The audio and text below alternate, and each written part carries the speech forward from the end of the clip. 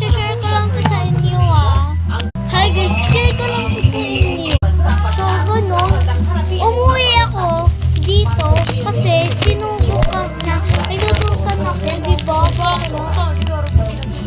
Bakla, binigyan ako ng 4 na chocolate. Ganun. Sabi niya na, Ning, ang tamis nito. Ibibigay ko na lang to sa'yo. Pakalagay dyan. Lagay mo to dyan. Mamaya kakainin ko yan. Sabi niya na, sa'yo na lang to kasi ang tamis-tamis. Hindi ko makaya sa ngipin ko. Matatanda na kasi yun Sabi ko na, ano po? Sa'yo, asaka na lang po. Sa'yo po yan nakakahiyaman po. Yun yung sabi ko, diba? Tapos sabi niya, sige na, tanggapin mo na para maging masaya ka ngayong Pasko. Sabi ko, hindi pa naman po yung ngayong Pasko.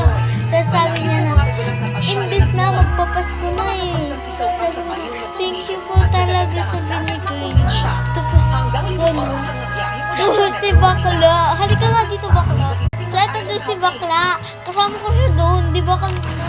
Binigyan tayo ng matanda na chocolate. Alis, sabi ni Bakla na, sabi niya na, pwede rin po ba ako bigyan mo? Tapos sabi ng matanda, ano na lang daw kami noon? Hati na lang daw kami noon. Sabi ko naman, okay, apo, pwede naman po. Tapos sabi niya rin, mag-iingat daw ako pag-uwi kasi baka mangyari masama. Tapos gano'n. Tapos sabi ko, salamat po talaga sa ano niya, ang bait niyo talaga. Tapos sabi niya na, walang anuman. Kainin ko na mamaya ha. Magpakabait ka at mag-ayos ka ng pag-aaral. Sabi niya, di ba? Hindi ba naman si Bakla? Tapos sabi ko na, salamat po doon. Sabi ko na, mag-ingat po kayo sa pag-uwi niyo sa bahay niyo.